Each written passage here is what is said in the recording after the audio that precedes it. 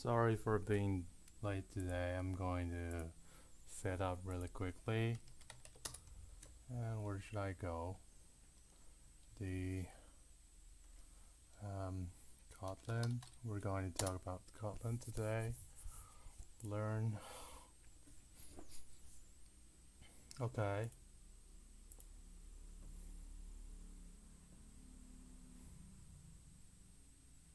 I think we skipped generics last time, did we? Let me first check if we're online already.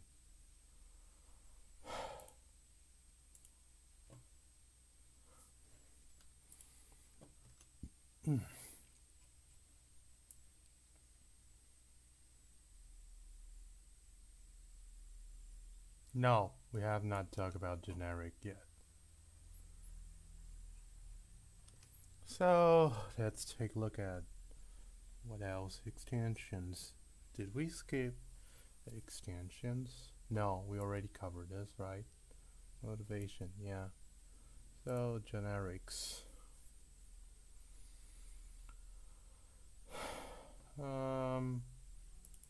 As in Java, classes in Kotlin may have type parameters like this one. The bracket. Is this bracket? What's the name of this symbol? No, that's not the bracket, but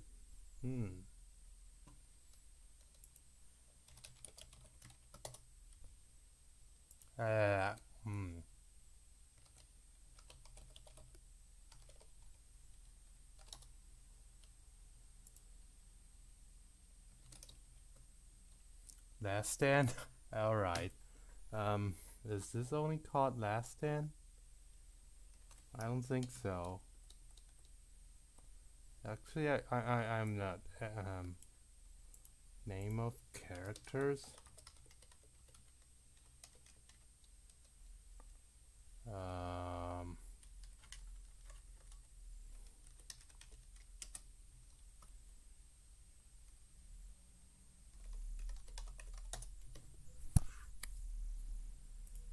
Oh, there it is. No, this is the Julia.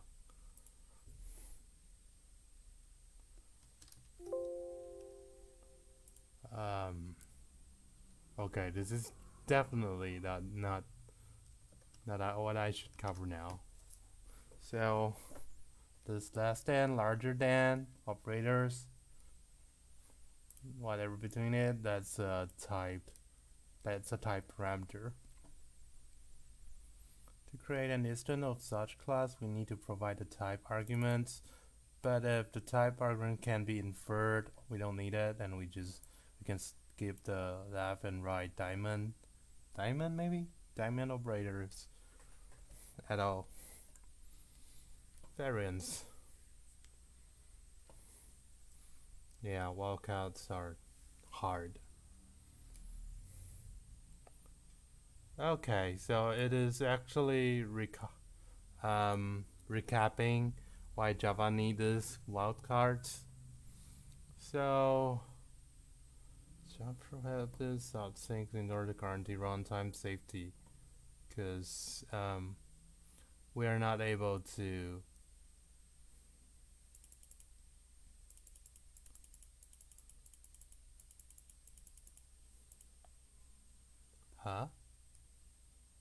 Okay, so we have a list of string, which is actually an array list of string, and we have the list of objects. Oh, and we pointed directly to string, so we can't use cast it to string because strings dot get zero is why? This is a string indeed. This is definitely a string. Oh, okay. And we add 1 into the array list. And it is because it's a and we are trying to retrieve it from the string list array. string list. So that would trigger a class cast exception. So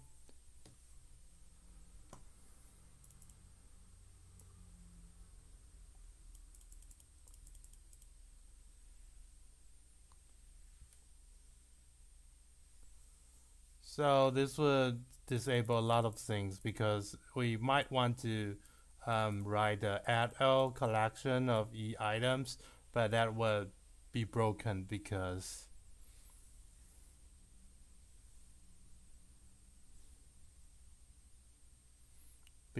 collection of string is not collection of e.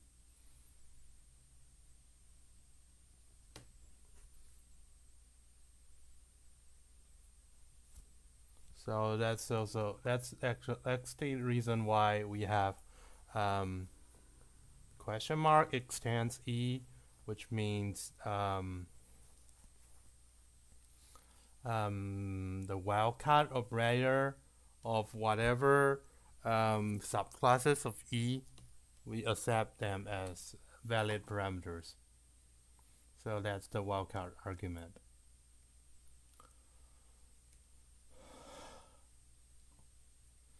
So you can use like question mark extends object or question mark superstring to use to name upper bounds and lower bounds of a wildcard.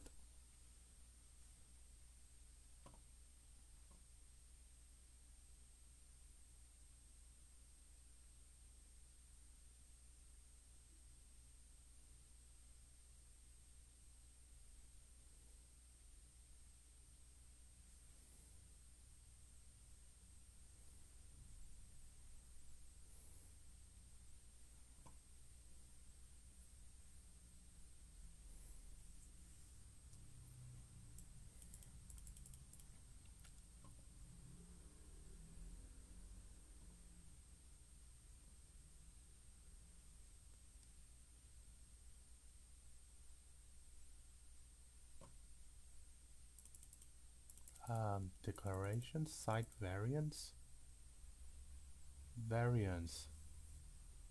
So we're talking about variance, but what are variance?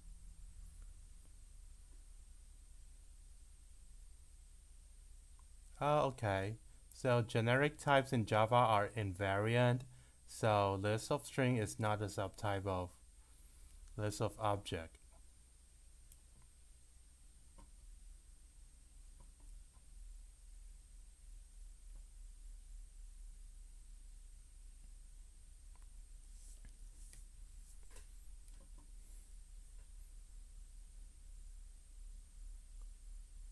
So Java, Kotlin, we don't have wildcards. It actually has declaration, site variance, and type projections instead.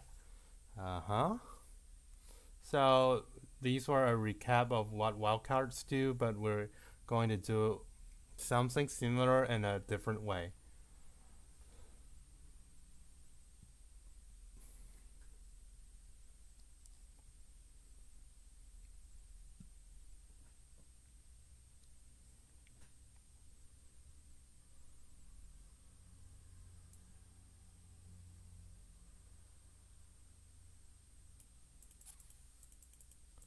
Okay, so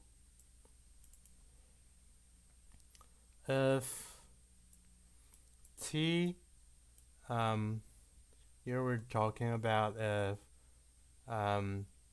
we've used a generic of t, and t is only used in the return type, then it would be perfectly safe to store a reference to an instance of source string. So it would be perfectly type safe to store things into it, because all we're going to do later, we're not going to store other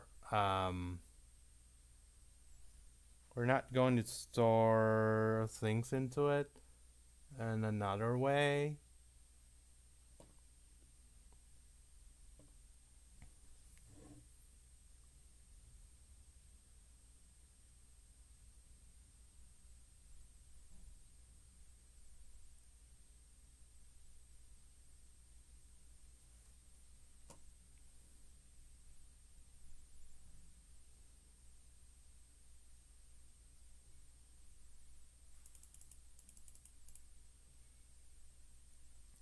we can annotate the type parameter t without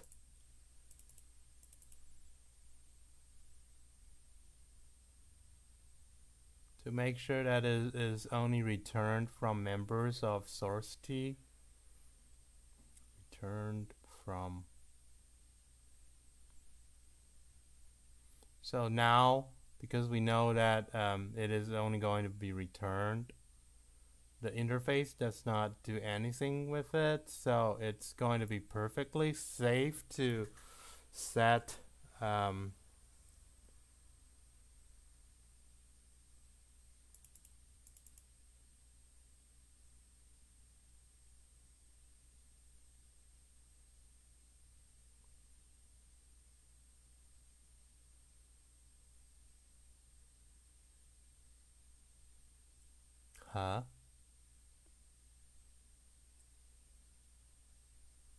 we have a source of strings. Oh, sorry, source of string, and we point it to source of any, and that is actually okay because the interface source itself is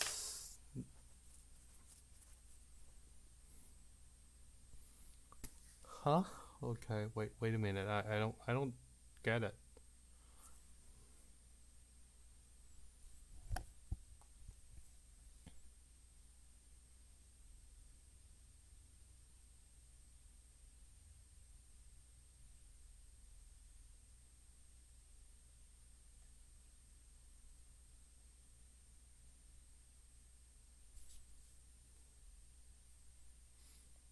I'm reading these host things, but I don't think these are helping.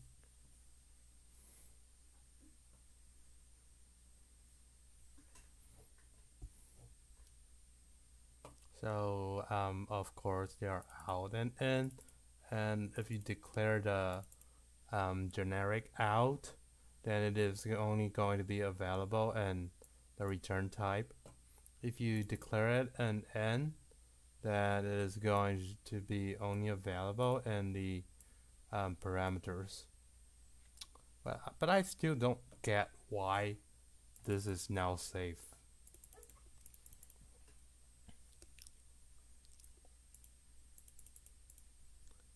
It would be perfectly safe to store a reference to an instance of source of string in a variable of type source of object.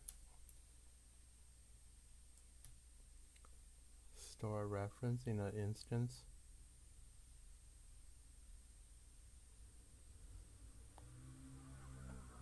There are no consumer methods to call.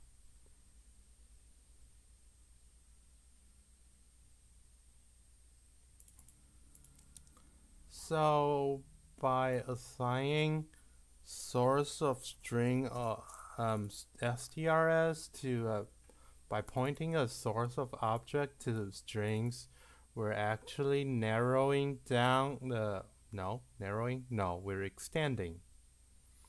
we're extending the possible operations of objects, but given this class only takes cause object dot next t, and it will always produce string, so it is safe. On the other hand,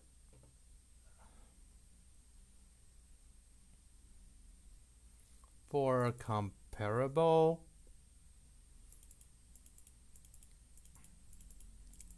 if we call x dot compare to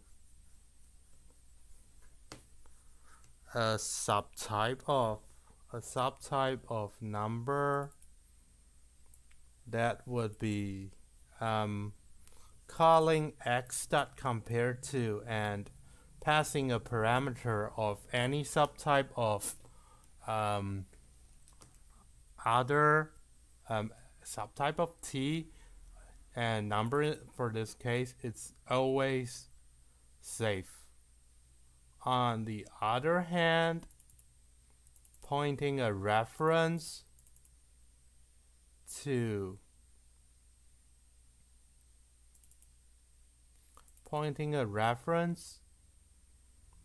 of a more generic type to the type, it's always safe. But however, if we're pointing a subclass to like source of let's assume this is number and this is wait a moment, let's assume this is number and this is a double, a source of double. Every time we takes out a t, it's always a string rather than a double. So pointing it with a subtype of string or t is going to be problematic. This is why we're using out and in only for items that are that only for special occasions where t only shows up in either the parameter or only the return type. So this is called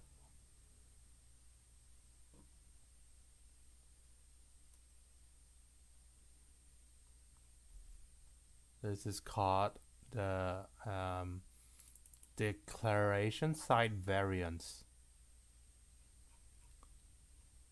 So what about type projections?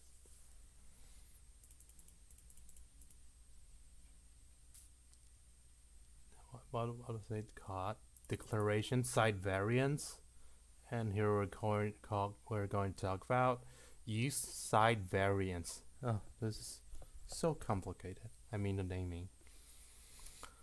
So it is going to be very convenient to declare a type parameter t as out and avoid trouble with subtyping. But some classes can't actually be restricted to only. So like we use the t and in both the return type and the parameter. This class cannot be either co or contravariant indeed, which means we can't modify it with in or out or in or out, what's that, qualifiers, argument. I need the keyword.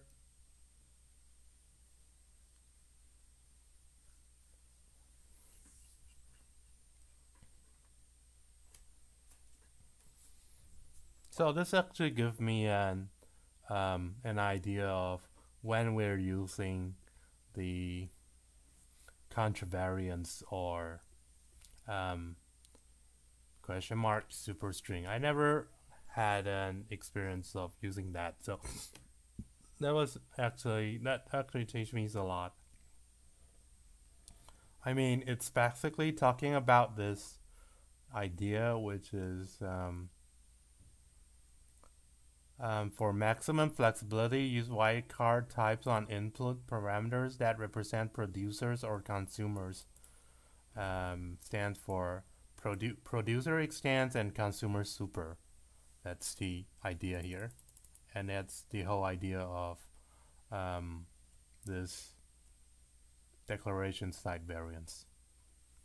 So type projections, we can't use the technique that we just learned. But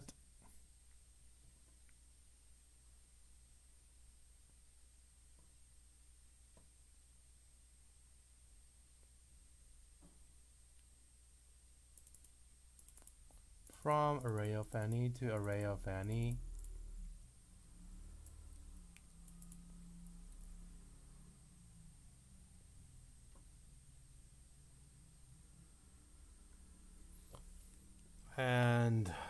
if we have array of 1, 2, 3, and we have a array of empty array of any, and it already contains a string, then type in is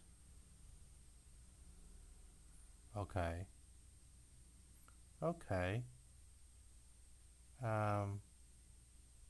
Yeah, we already have an empty string for it.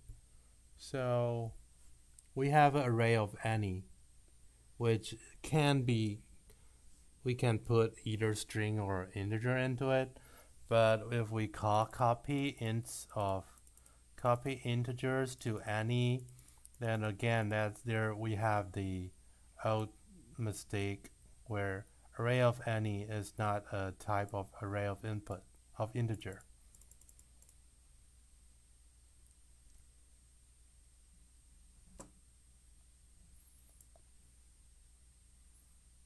And again, this is because that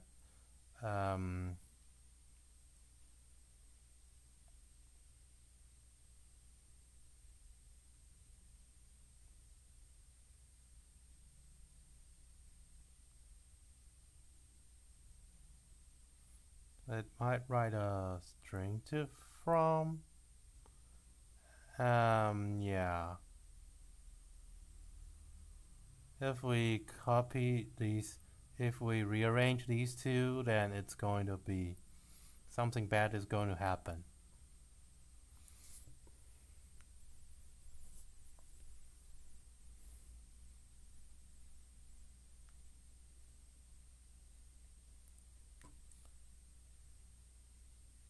So instead of modifying the visibility at the very beginning of the generic declaration like we have done here, we can actually do it in the function.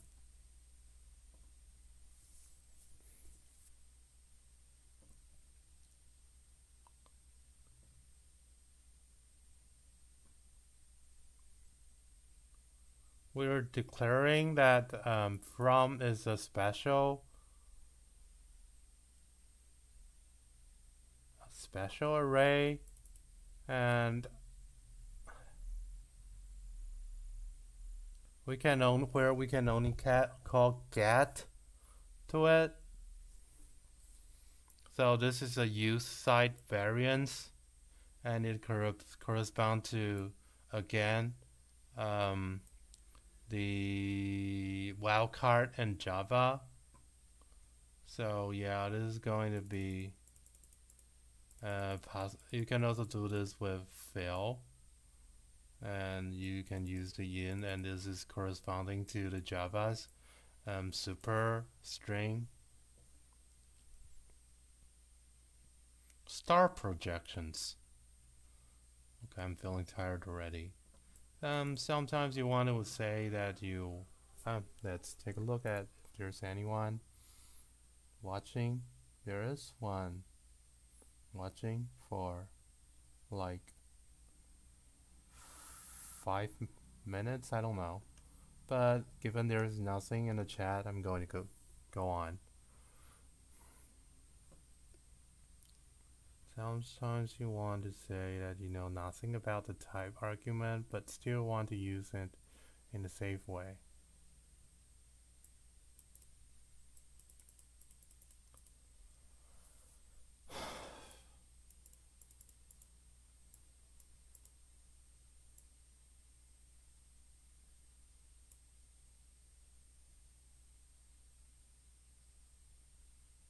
What? What is this?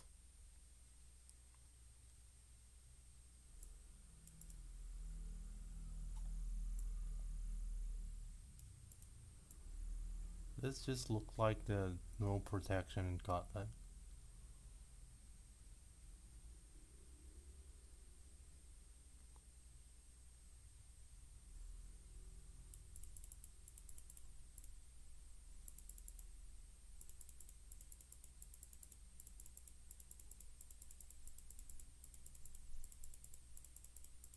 Nothing? What is nothing?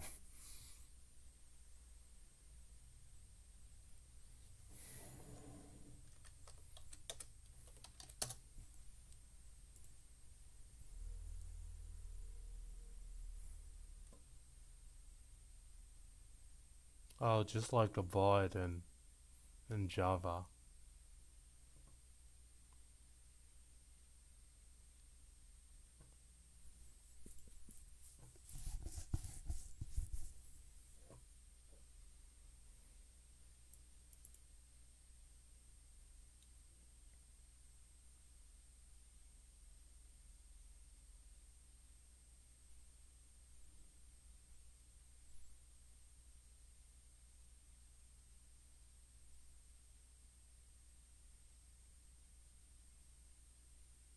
Upper bound? Why do we have upper bound again? We don't have wildcards, do we?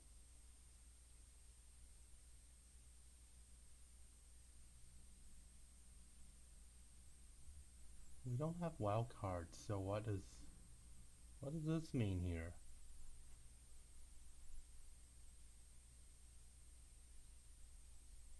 I don't get it. If I still don't get it now, I'm going to skip this for now. No, not generic functions.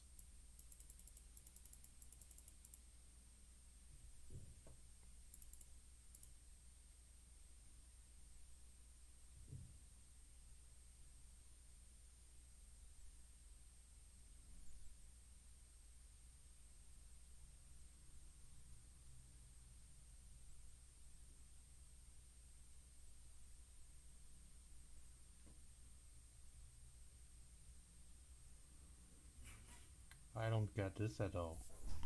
Okay, so we're going to take a look at generic functions. We're going to skip this start projection switch. If I understand it later, I'm going to go back to it. So let's take a look at these generic functions now. Not only classes can have type parameters, function can have type parameters too. Before the name, okay, we all know this in Java already. So if we declare a function of t, singleton list and item t, which takes then this of t, then we can call it with the singleton list here. We can call it with providing the integer, and because it can always be inferred to, so so it can be you can just ignore it. Generic constraints. Oh, so it's finally talking about constraints now.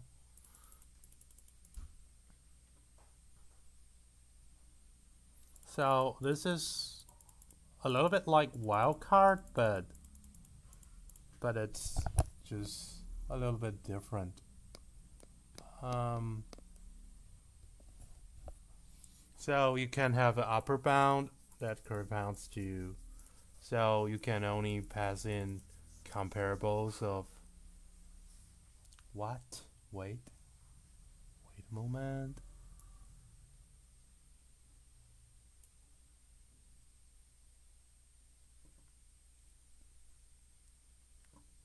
Only a subtype of comparable t. Okay, so this t is actually declared somewhere else outside of this function.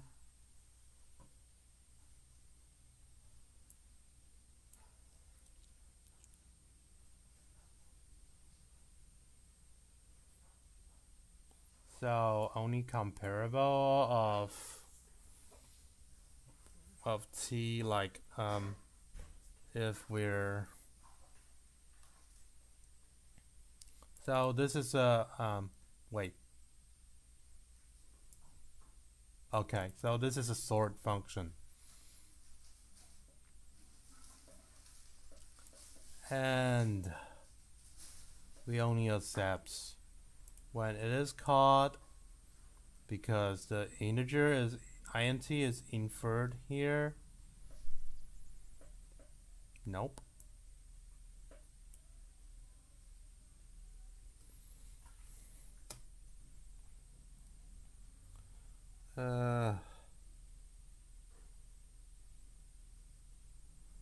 Why? How is integer inferred here?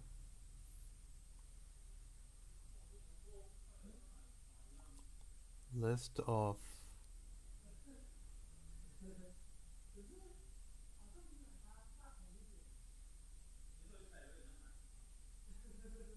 integer is a subtype of comparable of integer. Why? Why? Why is integer a subtype of comparable of integer? Huh?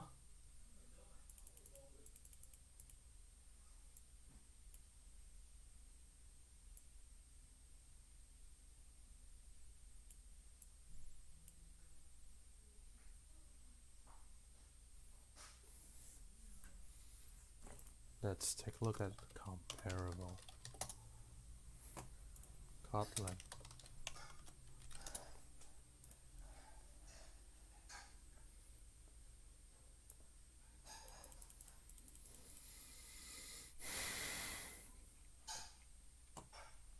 Inheritors are integer. So integer in itself is okay, really. Integer is inheriting the comparator of integer. So so we have a array list of actually it's a list of integer here. And we're only for the sort function, we take a list of list of t, and the t is inferred here as integer, and we only accept t which are also implementing the comparable here. So even though we have a list of, even though this is a list of hash map here, which is valid from the parameter list itself, but we want t to be also implementing the comparable interface, so this is going to give us an error. So if nothing is specified, we also always have any upper bound, actually a nullable any.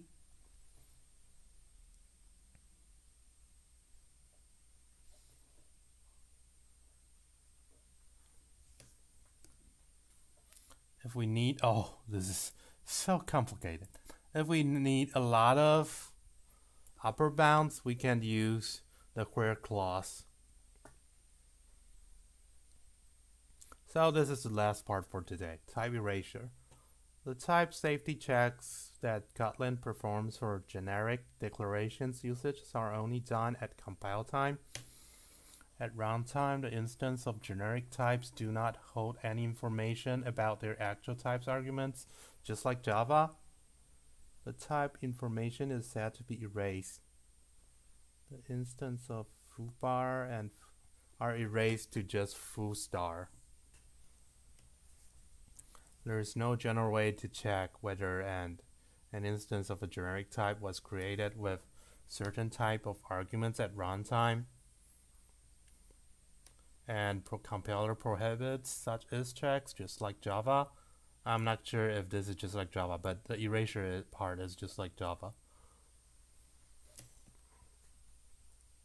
Typecast to generic types with concrete type arguments cannot be checked at runtime.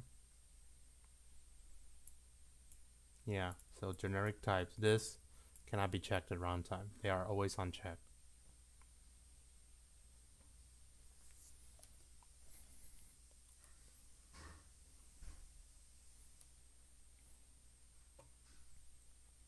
And if they cannot be checked, we will have a warning.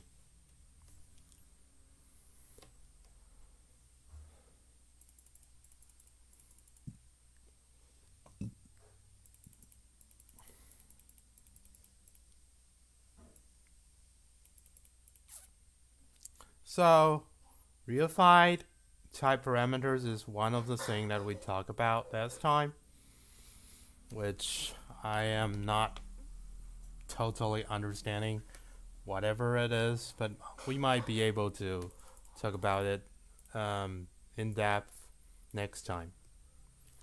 So yeah, I think that's all for today. So we skip start projections because this upper bound is introduced later than it should be. So we might revisit this part as well next time if I successfully understand this the whole concept of it next time. So that's all for today. Hope you enjoyed it. And yeah, thanks you for being here. Bye bye.